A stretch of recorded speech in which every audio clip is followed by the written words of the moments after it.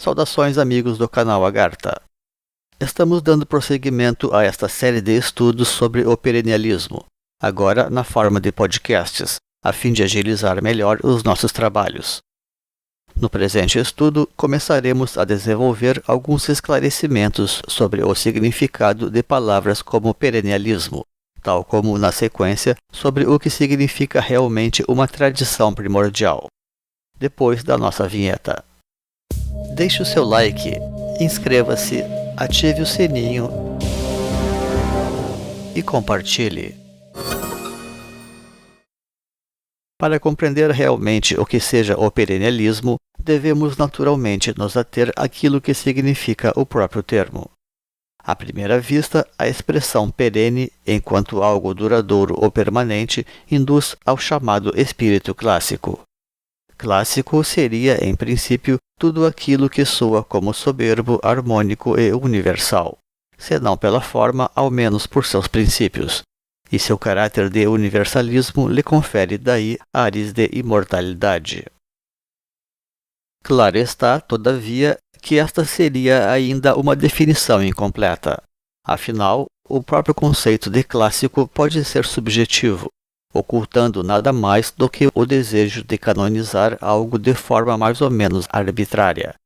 Senão, vejamos, quando os artistas definem um estilo como clássico, eles até pareceriam estar enquadrando algo realmente bastante inquestionável na sua excelência, genialidade e maestria. Porém, quando se pretende meramente idealizar certos períodos da história humana, movido em parte por razões ideológicas, daí as coisas passam a sofrer certo questionamento. Basta observar, para confirmar isto, as contradições profundas havidas no próprio seio daquele que é denominado como o período clássico. Mesmo a celebrada democracia ateniense, de vida mais ou menos fugaz, era uma prática questionada sistematicamente por sábios não menos expressivos do que um Sócrates e um Platão. Há estetas que questionam, inclusive, o próprio naturalismo artístico do período, despido aparentemente de maiores elementos simbólicos, ainda que, a rigor, este mesmo naturalismo também seja representativo dos valores de uma época, como seria o caso da objetividade científica, além, é claro, da própria sensorialidade. Assim, e de uma forma mais profunda, perennialismo seria algo que supera o tempo num sentido esotérico, nos termos da integridade e da circularidade das coisas. Apenas aquilo que transcende o tempo pode ser perene, e não só em termos de uma evolução contínua, mas naquilo mesmo que está para além da própria evolução temporal, quando se alcança a olhar as coisas desde um plano maior de harmonia e estabilidade.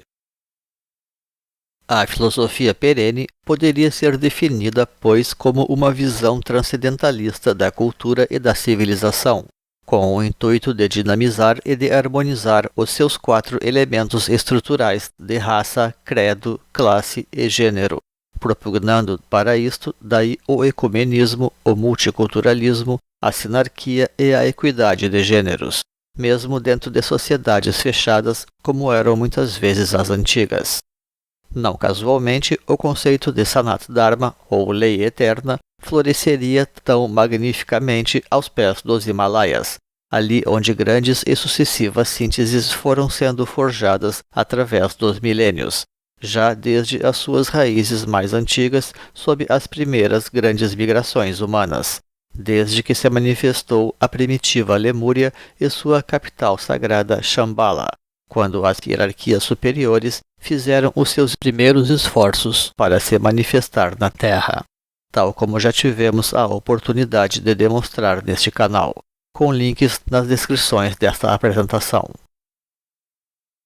Entre as grandes formulações universais do hinduísmo, ou Sanat Dharma mesmo, se encontra o sistema Varnashrama Dharma, que é a conhecida estrutura social védica ou brahmanista, pese haver perdido desde então a sua intrínseca característica original de mobilidade sociocultural, fundada na livre capacitação das castas, independente das condições de nascimento. Este sistema de educação permanente representou, pois, nada menos do que uma verdadeira socialização dos superiores conhecimentos das escolas iniciáticas, e onde o aspecto espiritual dos escalões sociais fica patente através da sua vinculação com o corpo do Deus Criador Brahma, e pela superior coordenação do Manu ou mentor racial.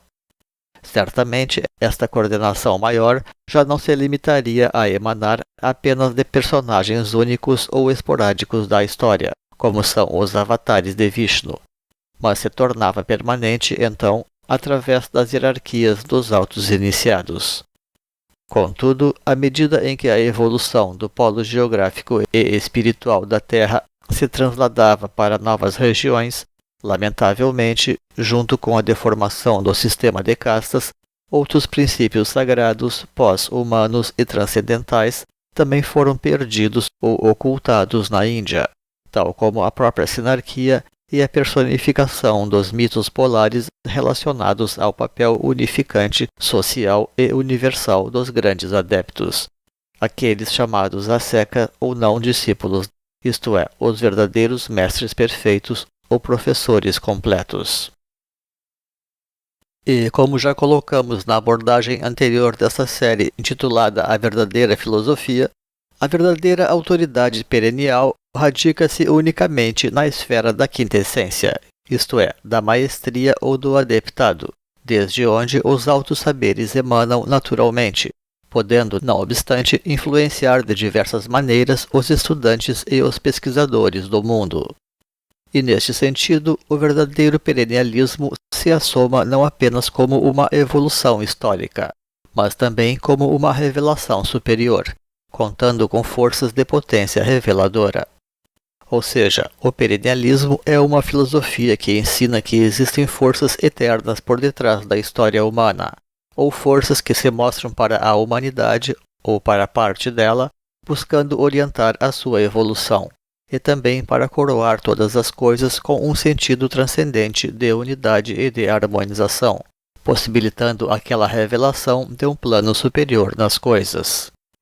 Porque a evolução é uma coisa, e a superação da própria evolução, estabilizando de certo modo as energias num patamar ideal, já é outra. Alguém pode perguntar então, ora, mas não estará tudo em movimento e, portanto, em evolução? Certamente sim. Porém, desde certo ângulo, existem planos que podem ser superados, ou certas metas evolutivas que devem ser completadas, da mesma forma como uma escada conduz a um novo patamar. E neste sentido, a própria condição humana possui o seu plano circunscrito de desenvolvimento, ao qual, não obstante, não seria possível cumprir sem guias. Jamais se chega a algo se não existe quem conheça o caminho, se não se trilhou já a senda e possa guiar outros caminhantes com uma lanterna. Dentro do simbolismo tradicional, o ser humano significa um reino quaternário. Isto envolve analogia com os 4 elementos da natureza e com a cultura das 4 castas e das 4 raças, numa posição de 4º reino de evolução, inclusive naquilo que possui de simbólico, isto é, acima daqueles instintos ou consciências mineral, vegetal e animal dentro do próprio ser humano. Naturalmente, neste quadro todo, a 4ª iniciação é aquela que corresponde diretamente à dimensão humana, representando já uma realidade bastante avançada, e que, na verdade, apenas agora começará a se tornar uma conquista humana em escala social. Isso significa, pois, que a verdadeira condição humana somente agora poderá se manifestar na Terra em termos mais plenos e, sobretudo, coletivos. Em termos sociais, a classe correspondente é a do sacerdócio. Ao longo dos tempos, muita coisa tem sido semeada na cultura humana pelos iluminados, e que somente agora poderá se tornar efetiva, graças ao despertar de novas energias espirituais na sociedade humana. Mas também a própria condição humana tende a ser superada, tendo em vista uma situação ulterior de perfeita sublimação, porque mesmo essa situação quaternária ainda o coloca no plano da corrupção e da transitoriedade. A ideia é que apenas o superior pode dar perenidade às coisas através da sua harmonização, e esta é uma dádiva dos espíritos superiores, seja dos homens por inspiração eventual, seja dos mestres por natureza adquirida. E é aqui, pois, onde devemos evocar a lenda do toque de Midas e da pedra de toque dos alquimistas, através da chamada pedra filosofal, sempre com o poder de transformar as coisas em ouro, isto é, perenes ou incorruptíveis, através da própria conquista da quintessência transfiguradora. Acontece, pois, que a evolução deste planeta não está limitada à condição humana quaternária. Forças muito superiores têm sido reveladas neste mundo desde faz muito tempo, e já não apenas esporadicamente, mas até mesmo de forma regular. Aquilo que aconteceu é que, a partir da quinta era solar, que corresponde à raça ária e à idade dos metais da ciência oficial, iniciada, portanto, há uns 5.000 anos atrás, a humanidade passou a conviver regularmente com forças transcendentais sobre a face da Terra, personificadas na forma dos adeptos de sabedoria, e que são os chamados mestres de quintessência. Este tipo de sabedoria forjou daí a verdadeira civilização, como uma síntese transcendentalista das próprias forças humanas citadas de raça, casta, credo e gênero. Marcas da civilização são o Estado e uma estratificação social forte, tal como certa sociedade de massa. Naturalmente, a civilização já começara a colocar as suas bases lá no período neolítico, ou faz uns 12.000 anos atrás, especialmente através do sedentarismo, da agricultura e especialmente da própria religião superior, que é a religiosidade verdadeira da alma, com base nas conquistas das hierarquias atlantes em evolução no período. Ali começou a cultura dos templos como simbolismo da alma em evolução, despontando especialmente a partir de Göbekli Tepe no Médio Oriente.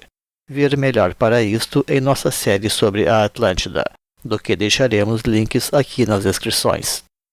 A cultura atlante se disseminou então por quase todo o planeta, através de amplas migrações, não raro misturada ainda com a cultura do Mesolítico e, outras vezes, vindo a sofrer também, na sequência, a influência do espirituário, tal como se verificou emergir aparentemente, até com bastante originalidade, nas costas do Peru. Tudo isto gerou um sincretismo muito complexo, especialmente observado nas antigas sociedades americanas, onde a essência do perennialismo se destaca, por exemplo, através dos seus mitos solares, assim como naqueles de transformação, como são os de Quetzalcoatl. Por tal razão é que todos os grandes símbolos desta antiguidade falam da quintessência, de uma forma ou de outra. O próprio globo alado serpentino comporta 5 energias, algumas delas dialeticamente como desdobramentos dos 3 princípios originais. Embora a iniciação terciária tenha dominado a própria evolução humana mais recente, que é esta de natureza área, energias mais avançadas têm atuado ali concomitantemente nas suas bases, oferecendo para a humanidade um plano superior de evolução. O símbolo do tal trata disto, como igualmente se referem às famosas pirâmides, cujas 4 faces se unem no alto para exaltar aquela mesma unidade quintessencial. Esta unidade culminante termina por representar daí o alfa e ômega da evolução humana. Inicialmente, existe um esforço inspirado no plano da civilização para compor as faces desta pirâmide, através de uma construção social naqueles termos de classe, credo, raça e gênero. E pouco a pouco, a energia da quintessência vai se revelando, produzindo a reabertura das escolas de iniciação e a socialização de seus princípios através do enobrecimento das instituições, até que sucedem as luminosas idades de ouro das civilizações, quando a sociedade está madura para integrar e harmonizar as suas estruturas. E então ali a sabedoria emanada dos grandes sábios encontra finalmente uma vazão no seio da sociedade por muitos e muitos séculos adiante. Neste momento, o ápice da pirâmide se torna um manancial de grandes harmonias sociais. É como se um ser humano primeiro lutasse para usar os seus membros e engatinhar, até conseguir finalmente caminhar e até correr, mais ou menos como na metáfora da esfinge. E este já será, portanto, um mundo rico de variedades e pleno de harmonias, onde todas as energias da evolução podem ser orquestradas pela sabedoria superior dos altos iniciados. Até então, havia uma ordem humana que tinha por meta meramente a completação da condição humana, tal como está simbolizado pela própria esfinge. Num certo sentido, esta meta humana segue em vista. Porém, então têm surgido estes expoentes e guias provenientes de uma evolução anterior à da humanidade atual, razão pela qual foram tratados como seres vindos de outras esferas de evolução. E eles podem influenciar as pessoas mais preparadas para serem agentes culturais e formadores de opinião. Aqueles iluminados constituem, pois, a hierarquia espiritual que norteia os rumos da humanidade atual. Esta mesma que hoje é mostrada na forma da grande fraternidade branca e que, em outros tempos, foram testemunhadas como os 7 rishis da Índia, os 7 profetas dos hebreus, os 7 sábios da China, os 7 filósofos da Grécia, os 7 arcontes divinos de Platão, os 7 mestres sufis maiores, entre outros grupos de altos iniciados, cujo papel criador é sempre colocado em complemento ao de Deus, como na forma dos Elohims bíblicos. Este poder de coordenar as energias inspiraram então instituições humanas hierarquizadas de fundo religioso e político, como a teocracia e a monarquia. Tais ordens apenas obtêm legitimidade sob uma estrita disciplina e obediência, inclusive em relação às forças superiores. Daí que grandes reis foram também muitas vezes seguidores de grandes profetas.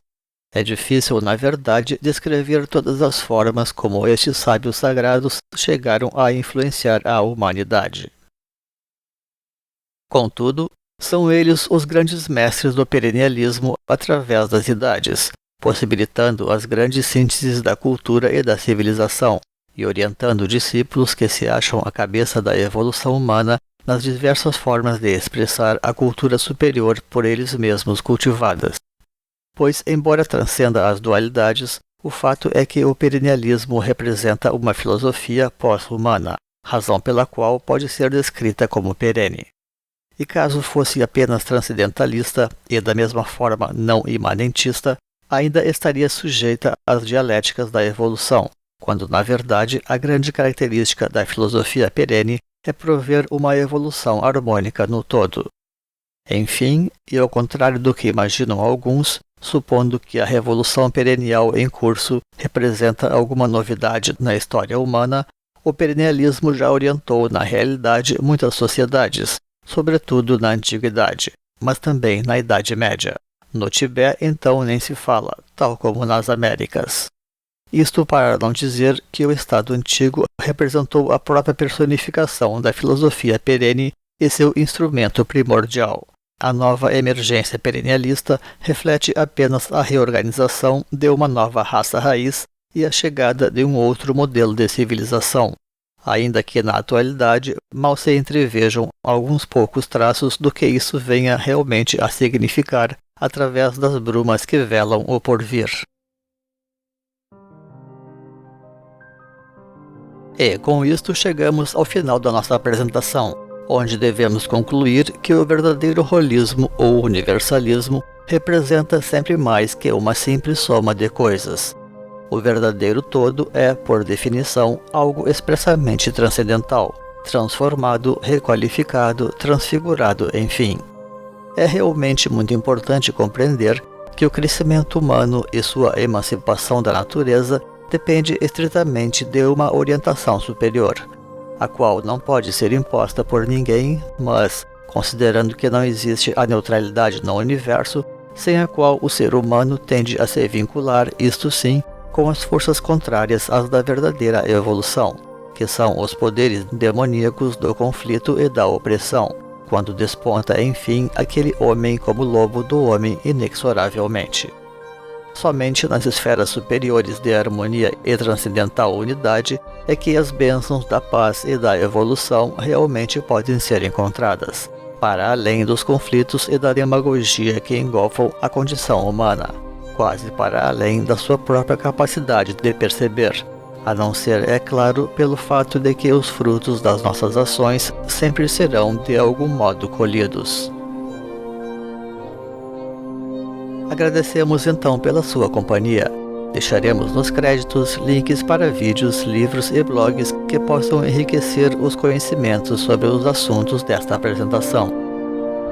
Um grande abraço e até uma outra oportunidade neste canal. Pax.